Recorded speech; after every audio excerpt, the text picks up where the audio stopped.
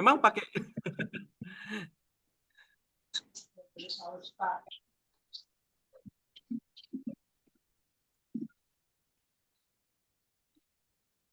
Ya, saya mulai ya. Assalamualaikum warahmatullahi wabarakatuh. Waalaikumsalam warahmatullahi Waalaikumsalam wabarakatuh. warahmatullahi wabarakatuh. Waalaikumsalam warahmatullahi wabarakatuh. Jelas.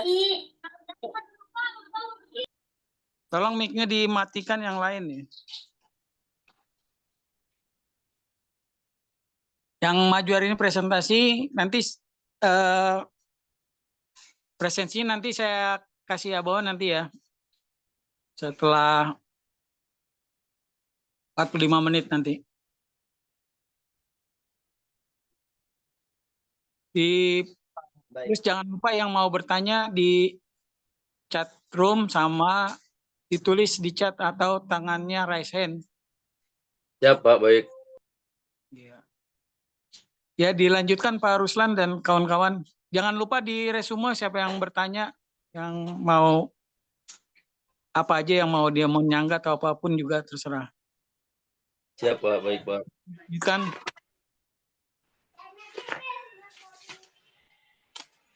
Silakan Bu Lia.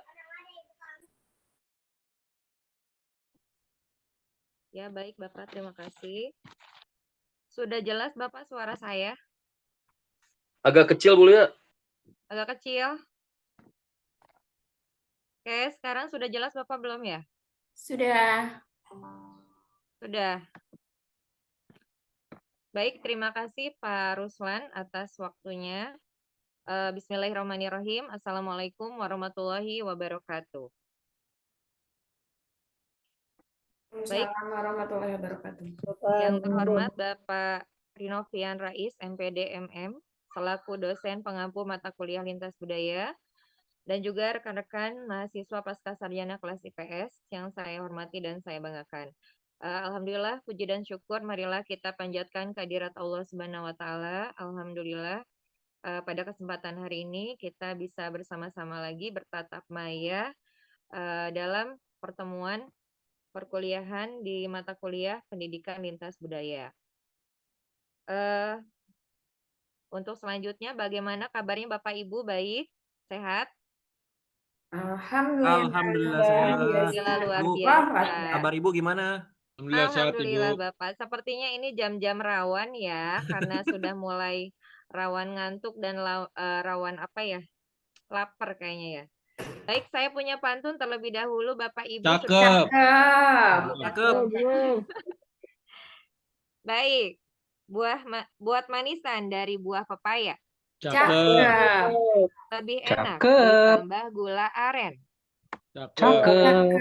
Tetap semangat kuliah pendidikan lintas budaya. Cakep. Pak Rino dosen yang paling keren. Ya, Masya Allah, tetap semangat ya. Baik, untuk selanjutnya kami dari kelompok 9 akan mencoba membahas tentang solusi dalam pelaksanaan pendidikan lintas budaya. Baik Bapak Ibu, terlebih dahulu saya akan memperkenalkan anggota dari kelompok kami. Yang pertama adalah saya sendiri, Ali Apriani. Yang kedua adalah Muhammad Ruslan. Yang ketiga adalah Rizky Erliandi. Untuk selanjutnya saya punya gambar nih Bapak Ibu. Ini ada gambar, silakan dilihat dulu. Waktunya dibatasin ya, kita cek dulu fokus hari ini. Kira-kira Bapak Ibu udah di jam rawan seperti ini masih fokus atau tidak. Silakan diperhatikan dulu gambarnya, saya kasih waktu 10 detik. 10 detik atau 10 menit ya, 10 detik. Silakan. Itu kan belasan kena tangan berdarah ya. Pak Ucan, kalau udah 10 detik siap-siap di slide berikutnya ya. Oke, kira-kira sudah?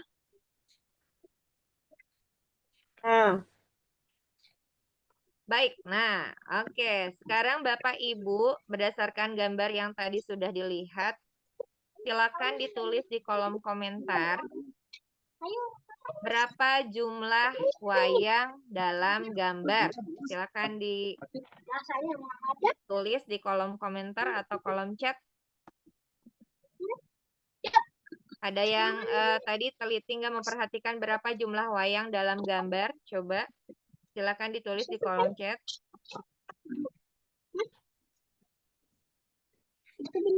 Belum ada yang ini, udah ada jawaban? Pak Erik sudah jawab, Bu.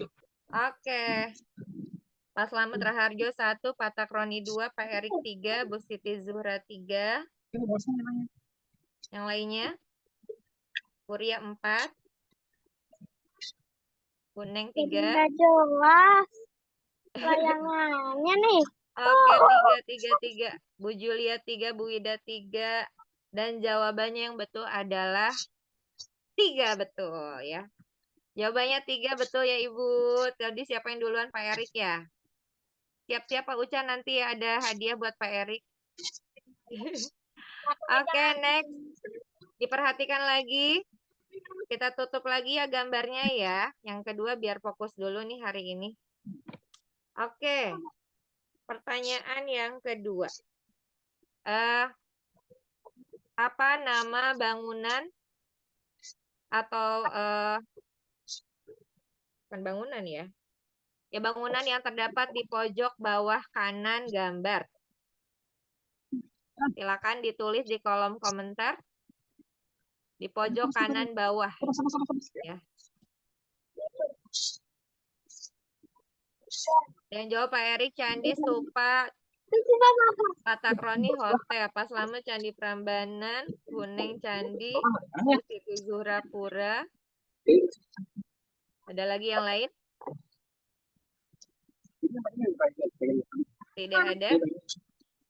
Coba kita cek Pak Ucan, gambar apa ya tadi? Ayo, pojok kanan bawah apa berarti? Monas ya Bapak Ibu. Nah, berarti tadi satu orang ya yang tadi berarti untuk gambar ini nggak ada yang betul ya. Oke, terima kasih Bapak Ibu atas komentarnya. Mudah-mudahan sudah menjadi fokus kita hari ini. Semuanya jadi sudah siap untuk mata kuliah hari ini, Pendidikan Lintas Budaya. Baik, selanjutnya terlebih dahulu saya akan memaparkan atau menjabarkan definisi pendidikan lintas budaya. Yang nanti akan dilanjutkan oleh Pak Ruslan ya, dan Pak Rizky. Oke, untuk definisi pendidikan lintas budaya atau cross-cultural education adalah proses pendidikan yang bertujuan untuk membekali individu dengan pengetahuan, sikap, dan keterampilan yang dibutuhkan untuk memahami, menghargai, dan berinteraksi secara efektif dengan orang-orang dari latar belakang budaya yang berbeda.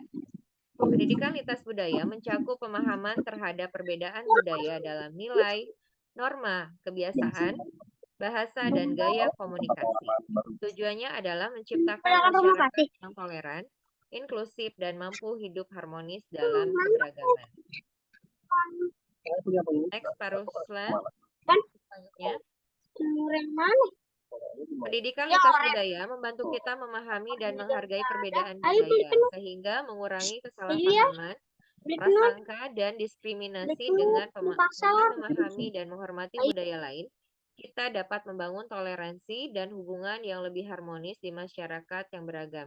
Jadi pendidikan lintas budaya ini akan, jika ada resistensi ya, atau kadang kita itu ada salah pemahaman, ada pemahaman yang negatif atau positif. Nah, ini kita bisa membantu memahami dan menghargai perbedaan yang ada. Kemudian, dalam dunia yang semakin terhubung ini, kemampuan untuk berinteraksi secara efektif dengan orang-orang dari latar belakang budaya yang berbeda menjadi semakin penting. Pendidikan lintas budaya mempersiapkan individu untuk menjadi warga global yang kompeten, mampu beradaptasi dengan lingkungan yang beragam dan siap menghadapi tantangan. Next, Pak. Untuk selanjutnya adalah menurut para ahli, yang pertama adalah dari James Abeng. Tahun 2006, pendidikan lintas budaya adalah suatu proses pendidikan yang dirancang untuk membantu peserta didik memahami, menghargai, dan mampu berpartisipasi secara aktif dalam masyarakat yang majemuk secara budaya.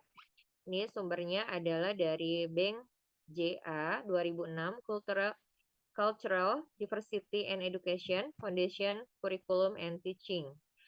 Kemudian yang kedua adalah UNESCO 2006.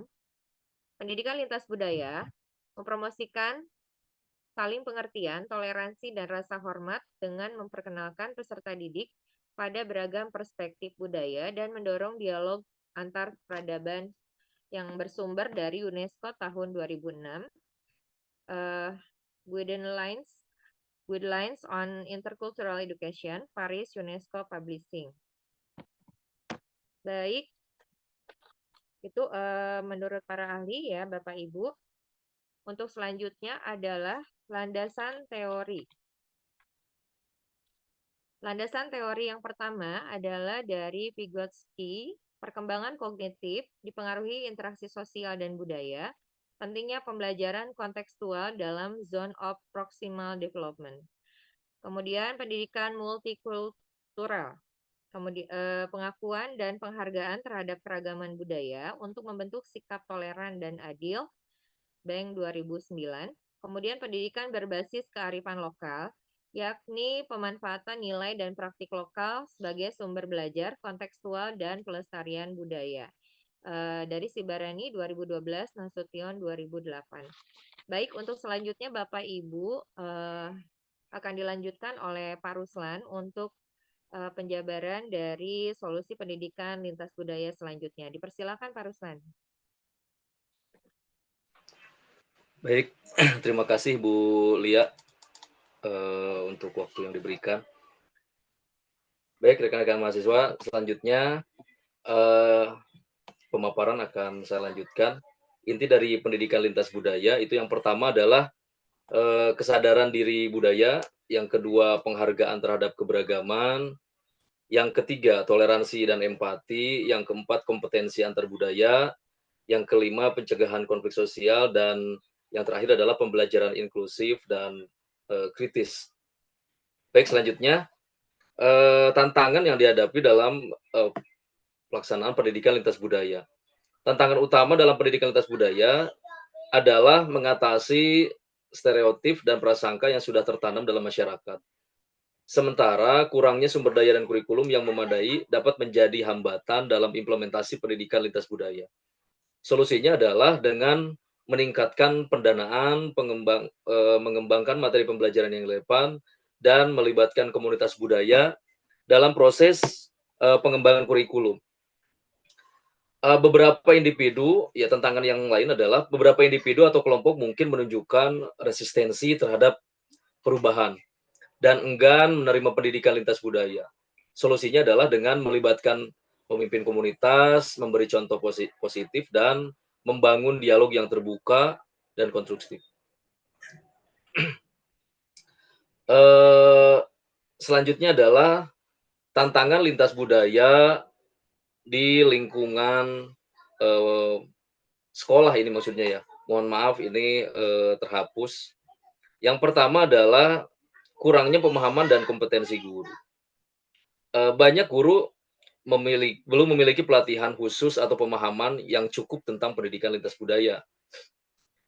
Pendekatan pembelajaran masih bersifat homogen atau etnosentris ya, tanpa memerhatikan keberagaman siswa. Yang kedua, tantangan di sekolah yaitu adalah stereotip dan prasangka antar siswa. Bisa juga ini prasangka antar budaya mungkin ya. Siswa dari latar belakang budaya atau etnis tertentu bisa menjadi sasaran diskriminasi, ejekan, atau pengucilan. Stereotip yang tertanam sejak dini dapat menciptakan konflik dan menghambat integrasi sosial di sekolah. Yang ketiga adalah kurikulum yang belum inklusif. Kurikulum sekolah seringkali tidak mencerminkan keberagaman budaya secara menyeluruh. Materi pelajaran bisa terlalu berfokus pada satu budaya dominan dan mengabaikan budaya budaya minoritas maksudnya.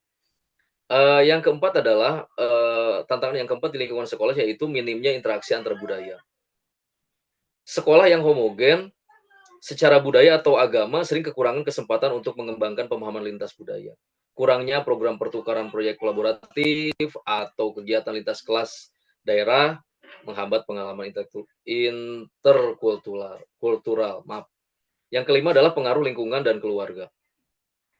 Nilai-nilai yang diajarkan di sekolah bisa bertentangan dengan pola pikir yang terbentuk di rumah atau masyarakat. Orang tua atau komunitas bisa memperkuat sikap intoleran yang bertolak belakang dengan nilai inklusif di sekolah. Yang keenam adalah ketimpangan sosial ekonomi. Perbedaan status sosial dan ekonomi antar siswa bisa menciptakan jarak sosial dan memperburuk ketegangan budaya di sekolah. Siswa dari kelompok minoritas seringkali memiliki akses pendidikan dan fasilitas yang lebih rendah. Dan yang terakhir adalah tantangan pendidikan lintas budaya di sekolah, yaitu resistensi terhadap perubahan. Apa maksudnya? Maksudnya adalah adanya anggapan bahwa pendidikan lintas budaya tidak penting atau mengganggu nilai tradisional, menyebabkan resistensi dari pihak sekolah atau masyarakat. Kurangnya dukungan kebijakan dari tingkat sekolah hingga pemerintah. Selanjutnya adalah nomor 2, yaitu tantangan di lingkungan keluarga. Tantangan di lingkungan keluarga yang pertama adalah kurangnya kesadaran orang tua terhadap keberagaman budaya. Banyak orang tua belum memahami pentingnya mengenalkan nilai-nilai lintas budaya kepada anak. Fokus pendidikan di rumah masih pada aspek akademik atau moral dasar, bukan pada pengembangan toleransi dan empati antar budaya. Yang kedua adalah, tantangan yang kedua yaitu maksudnya sikap etnosentris dalam keluarga. Sebagian keluarga cenderung mengajarkan anak bahwa budayanya sendiri paling benar atau unggul. Hal ini bisa menumbuhkan sikap tertutup, prasangka atau diskriminasi terhadap budaya lain. Berikutnya adalah minimnya paparan anak terhadap lingkungan multikultural. Anak yang dibesarkan dalam lingkungan homogen budaya cenderung kurang memiliki pengalaman berinteraksi dengan perbedaan. Keluarga yang tinggal di daerah tertutup atau tidak beragam memiliki tantangan lebih besar dalam menanamkan nilai lintas budaya. Tantangan selanjutnya adalah pengaruh media dan informasi negatif. Anak sering terpapar informasi yang mengandung stereotip, kebencian, atau pandangan sempit terhadap kelompok budaya lain melalui media sosial, televisi, atau internet. Tanpa pendampingan orang tua, hal ini bisa memperkuat sikap intoleransi. Tantangan selanjutnya adalah perbedaan pandangan antar anggota keluarga. Orang tua, dalam hal ini ayah, ibu, atau anggota keluarga lain, mungkin memiliki pandangan yang berbeda tentang budaya lain. Perbedaan nilai atau pendidikan bisa menimbulkan kebingungan bagi anak dalam memahami mana yang benar. Selanjutnya adalah, tantangan selanjutnya, kurangnya keteladanan orang tua. Anak-anak meniru sikap orang tua. Jika orang tua menunjukkan sikap diskriminatif atau tidak toleran terhadap orang lain, orang atau dari budaya lain, anak cenderung menirunya. Dan yang terakhir adalah kurangnya akses terhadap pendidikan interkultural.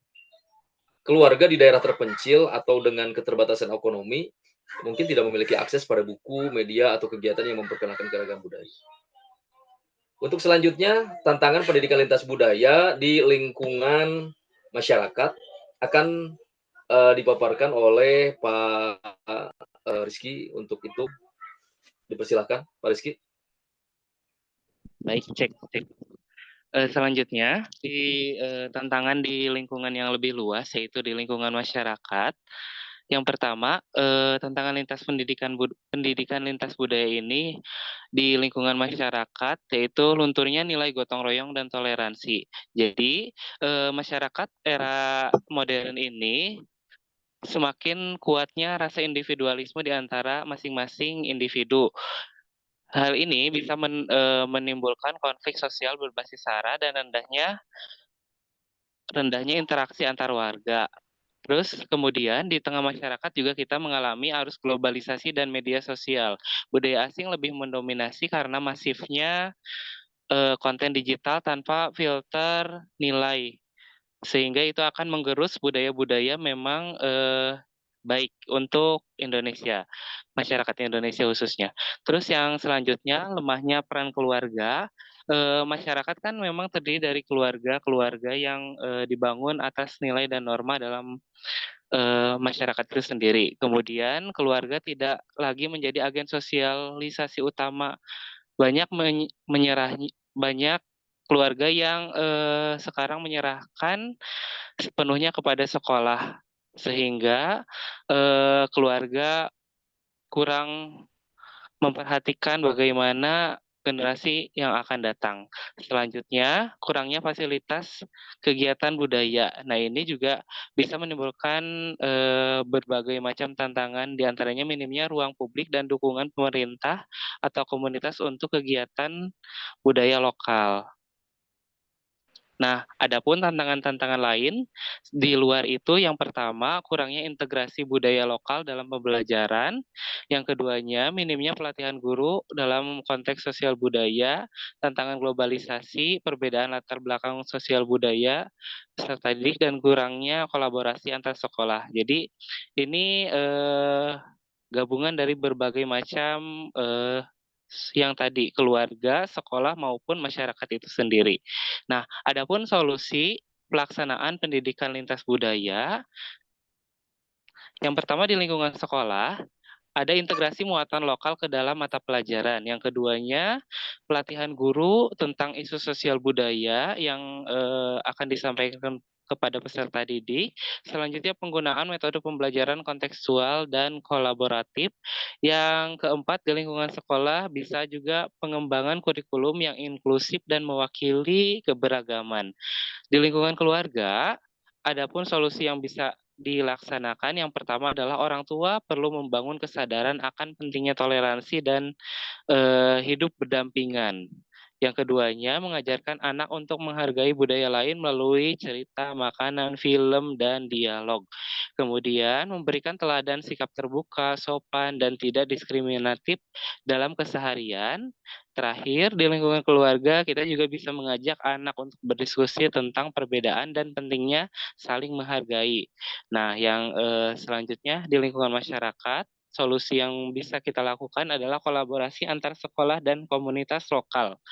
Selanjutnya, bisa melibatkan pemimpin komunitas, memberi contoh positif, dan membangun dialog yang terbuka serta konstruktif. Bisa juga melalui kegiatan berbasis budaya lokal, bisa melalui festival, lokakarya, dan lain sebagainya. Dan inovasi dan teknologi sebagai solusi tambahan, karena kita kan menggunakan teknologi yang masif di era ini, bisa menggunakan media digital untuk pengenalan budaya, platform pembelajaran yang mengangkat budaya lokal, serta pemanfaatan media sosial untuk edukasi budaya. Nah, terakhir, kesimpulan, pendidikan lintas budaya adalah investasi karakter jangka panjang. Solusi untuk permasalahan sosial budaya ini bersifat holistik, artinya perlu sinergi antara sekolah, keluarga, dan masyarakat, serta pentingnya kesadaran kolektif dalam menjaga keberagaman dan identitas. Baik, itu saja, dikembalikan kepada moderator.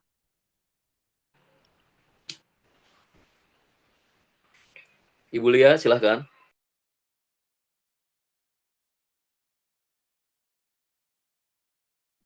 Oke, baik. Terima kasih untuk Pak Ruslan dan Pak Rizky yang sudah tadi memaparkan ya untuk materi kita hari ini, yaitu solusi pendidikan lintas budaya. Baik, Bapak Ibu, untuk selanjutnya kami persilakan kita sesi tanya jawab.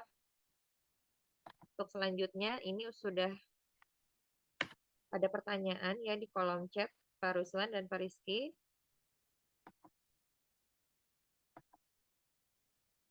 Oke, yang pertama ini ada dari Bu Neng Siti Laila Bu Lia, Sari. mohon izin ditutup dulu boleh ya ini slide-nya? Oh, ya boleh Pak.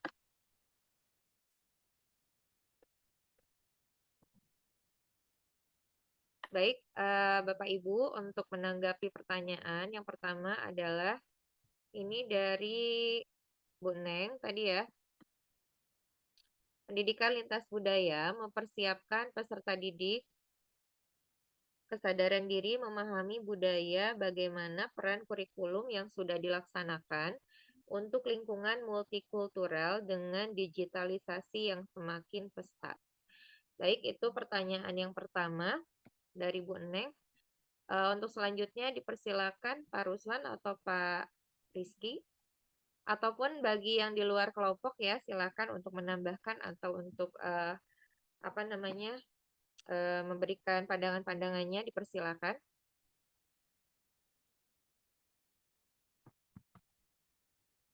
Oke, bagaimana Pak Rizky atau Pak Ruslan?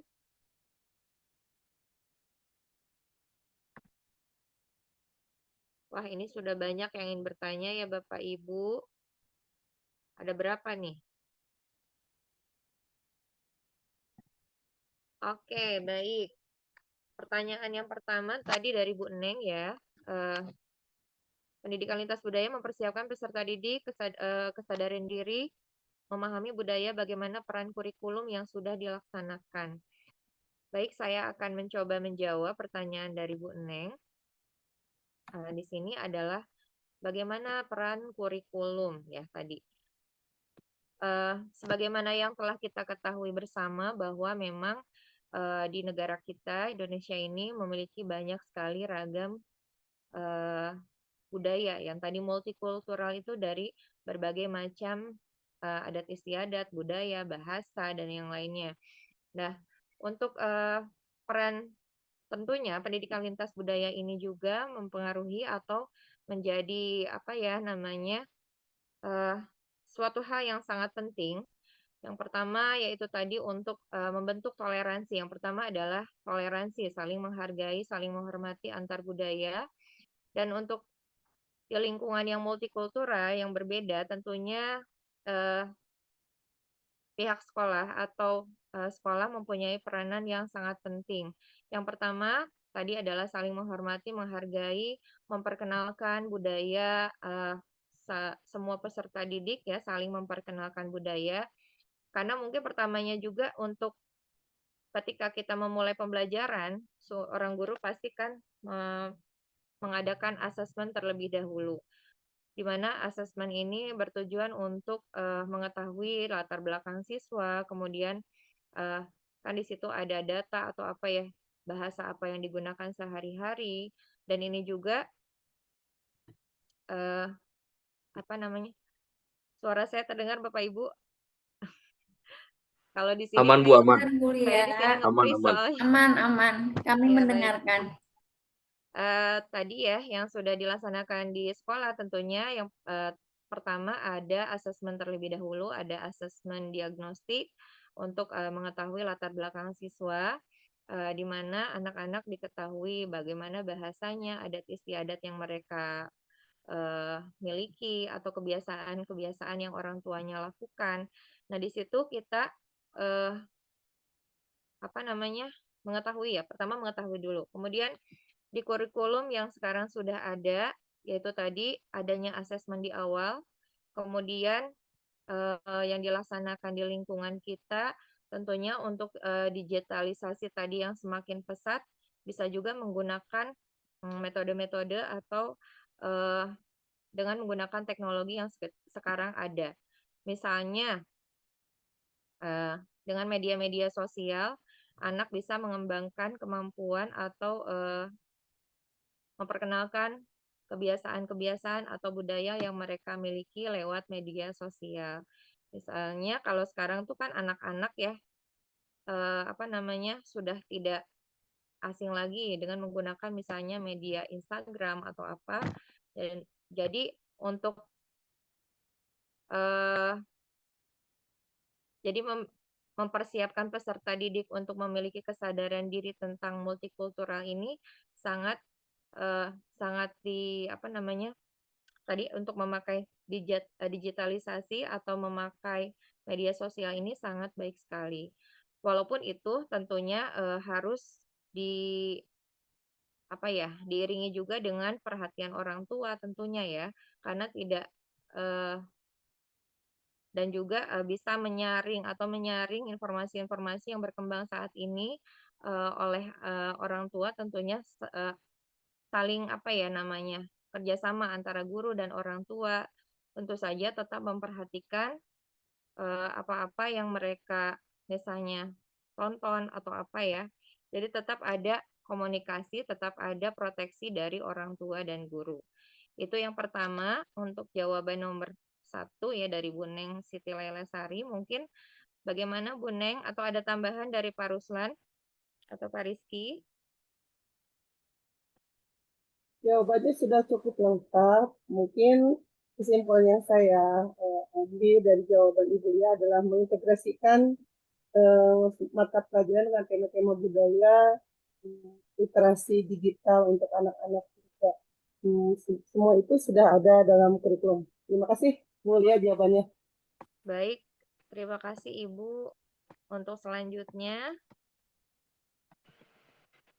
ini ada pertanyaan yang kedua dari Pak Abbas.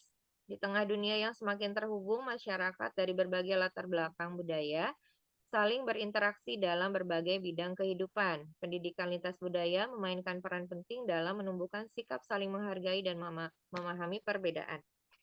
Namun, tidak jarang nilai-nilai budaya global yang diperkenalkan justru bertentangan dengan norma-norma yang telah mengakar di masyarakat kita. Berdasarkan hal ini, muncul pertanyaan, bagaimana pendidikan lintas budaya dapat membangun pemahaman dan toleransi global, khususnya jika hal tersebut bertentangan dengan norma yang berlaku di tempat kita. Baik, itu pertanyaan dari Pak Abbas yang panjang kali lebar kali tinggi ya. Iya, betul. Silakan, mau dijawab oleh siapa, Bapak, Ibu? Pak Abbas, mohon izin Bu Lia. Ya, mohon Pak izin Bu Ruslan, Lia, saya menjawab. dipersilakan. Coba menjawab lah ya, mencoba menjawab pertanyaan dari Pak Abbas yang luar biasa ini, panjang kali lebar kali tinggi ini ya pertanyaannya. Terima kasih Pak Abbas. Oke, pertanyaan ini sangat penting ya, dan menyentuh dari inti ya dari apa yang tadi sudah kami paparkan terkait dengan tantangan sekaligus kekuatan pendidikan lintas budaya. Itu bagaimana mendorong pemahaman dan toleransi global tanpa mengabaikan nilai-nilai lokal atau norma yang berlaku di masyarakat. Seperti itu. Sebetulnya ini jadi ada dua pertanyaan sebetulnya ya. Yang pertama, bagaimana pendidikan lintas budaya membangun pemahaman dan toleransi global, yaitu ya. Pendidikan lintas budaya pada dasarnya adalah bertujuan untuk membantu individu memahami bahwa setiap budaya memiliki nilai dan cara pandang yang sah dan setara walau berbeda. Selain itu juga mengembangkan empati dan kemampuan melihat dari sudut pandang orang lain. Menumbuhkan sikap toleransi bukan berarti menyetujui semua hal, tetapi menghormati perbedaan tanpa harus menghakimi atau menjudge ya. Seperti itu. Mungkin contohnya apa ya?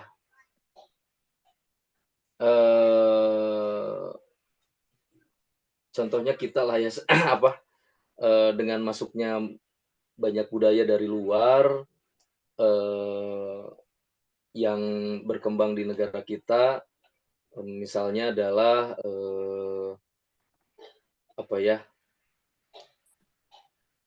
budaya makan atau budaya minum gitu ya. Orang-orang Eropa kan biasanya kalau makan sambil berdiri gitu ya Pak ya, sambil kalau ini. Nah itu juga kita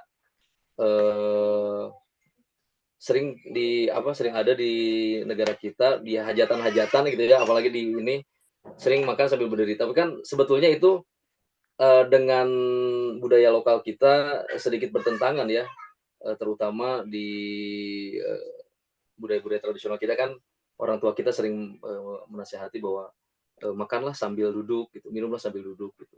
Nah itu kita mempelajari budaya itu bukan untuk mengadopsi ya, tetapi untuk memahami mengapa mereka melakukan hal seperti itu gitu.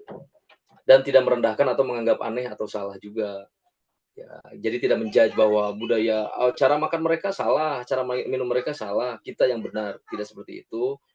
Mungkin saja itu menjadi bahan penelitian bagi kesehatan mungkin, kenapa orang Eropa makannya sambil berdiri gitu, sambil ini orang luar, dan mengapa kita apakah ada dampak kesehatannya bagi tubuh kita seperti itu. Itu contohnya.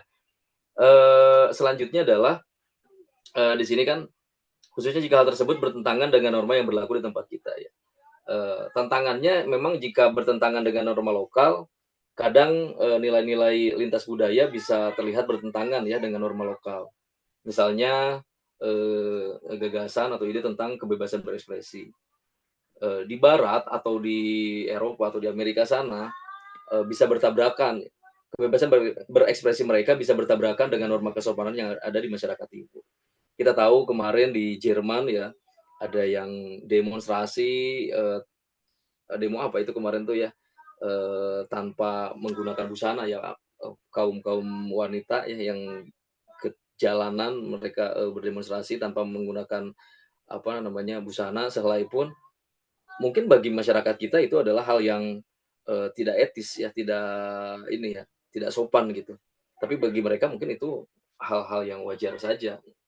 Nah, selanjutnya adalah contoh yang lain, nilai kesetaraan gender dalam beberapa budaya bisa dianggap melawan kodrat. Nah, atau di komunitas konservatif ya, di mana laki-laki mungkin berpenampilan menyerupai perempuan atau sebaliknya gitu. Nah, itu juga melawan kodrat. Itu mungkin saja bisa, bukan mungkin saja, terlihat bertentangan ya dengan norma lokal. Gitu. Namun pendidikan lintas budaya tidak bertujuan untuk menggantikan norma lokal, yang melainkan fungsi dari pendidikan lintas budaya itu adalah menyeimbangkan. Yang pertama menyeimbangkan, mengajarkan pemahaman lintas budaya tanpa kehilangan identitas budaya sendiri, menumbuhkan kemampuan berdialog, bukan memaksa, membentuk warga dunia yang berpikir terbuka, tetapi tetap berakar pada nilai lokal yang positif. Seperti itu. Seperti tadi yang ketika mata kuliah yang sebelumnya ya, teori proses itu tadi disampaikan bahwa cara berpakaian masyarakat yang sudah menikah dengan orang luar gitu diterapkan di kita gitu. Memang awalnya mungkin agak aneh gitu. Tetapi ketika itu kita tidak menjudge bahwa itu adalah sesuatu yang salah atau sesuatu yang keliru atau sesuatu yang aneh gitu. Nah itu. Tetapi kita dipaksa untuk berpikir terbuka, ya tetap berakar pada nilai lokal yang positif. Seperti itu. Selanjutnya adalah cara pendidikan lintas budaya menangani perbedaan norma tersebut, yaitu mengajarkan refleksi kritis. Bukan sekadar menerima budaya luar dengan mentah, ya, tetapi tetap kita harus refleksi secara kritis. Selanjutnya mendorong diskusi antar budaya, mengapa budaya A melakukan ini, apakah hal ini cocok di tempat kita, seperti itu. Yang berikutnya adalah membangun toleransi aktif, karena memang ini tadi sesuai dengan apa tantangan dan inti dari pendidikan lintas budaya itu toleransi ya, diantaranya. Dan yang berikutnya adalah memperkuat identitas lokal sambil terbuka pada globalisasi. Jadi intinya adalah berpikir global, berakar lokal. Seperti itu mungkin ya Pak Abbas, jawaban atas pertanyaan yang kedua. Mudah-mudahan tercerahkan meskipun singkat dan tidak membuat Pak Abbas puas. Lanjut Bu Lia. Mau ini Baik, dikit. terima kasih untuk Boleh itu mau nanggapi dulu katanya Bu. atas Ya, jawabannya. Pak Abbas. Silakan dikit. ditanggapi oleh Pak Mau Abbas. mau apa ya? Saya ingin menunggu jawaban yang tegasnya dari salah satu contoh Pak Ruslan tadi. Misalkan di mana itu tadi salah satu acara ada Jerman. party gitu, makan sambil berdiri, itu kan termasuk dari budaya serapan dari luar ke menjadi kebiasaan kita yang udah menjadi habituasi dan menjadi culture. Nah, pertanyaan saya kembali dengan kasus itu, apa tindakan Pak Ruslan ketika di suatu pesta hanya ada standing party tersebut? Apakah Pak Ruslan mengikuti makan berdirinya atau ada cara lain untuk makannya? Apakah duduk mencari tempat yang lain atau bagaimana? Atau mengikuti kayak orang-orang nih semua standing party nih lagi makan sambil berdiri, ambil di prasmanan bla bla bla. Terus Pak Ruslan bagaimana tindakannya? Ini pribadi ya Pak ya? Pribadi ya, ini pertanyaan pribadi berarti. Kalau saya memang ketika ada standing party seperti itu, cenderung lebih mencari tempat lain, Pak. Kalau misalkan ini, makanya saya kalau ke tempat acara selalu ajak istri gitu, Pak. Supaya saya tidak terkesan sendiri gitu nantinya. Jadi saya ngajak istri, kita cari tempat, ini bukan menghindar, tetapi, tetap maksud saya tadi, saya menghormati partinya atau cara-cara mereka, atau orang kebanyakan makan di situ sambil berdiri, maksudnya menghormatinya adalah saya tidak antipati tidak makan dan sebagainya, tidak gitu. Tapi saya tetap menghormati hidangan yang ada, hanya saja saya mungkin mengajak istri saya nanti, kita cari tempat duduk yang, tidak memisahkan diri juga, hanya saja maksudnya tetap nampak namun juga tidak mengganggu, kondusivitas acara di sana. Seperti itu kalau saya, Pak. Karena, bagi saya ini juga prinsip sih, Pak, ya, maksudnya.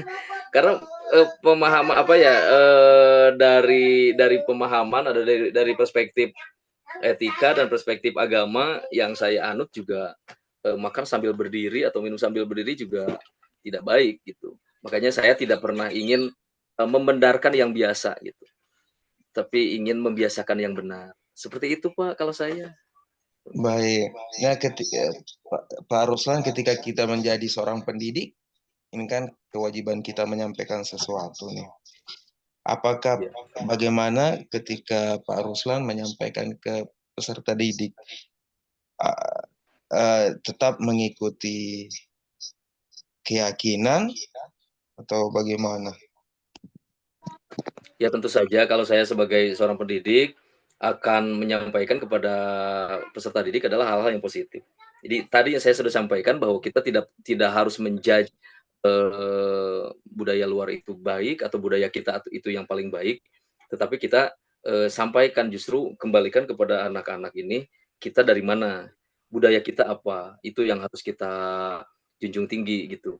Tanpa kita juga, mengabaikan atau, memandang rendah budaya lain, budaya masyarakat lain. Artinya gini, justru disinilah peran kita sebagai seorang pendidik menerapkan,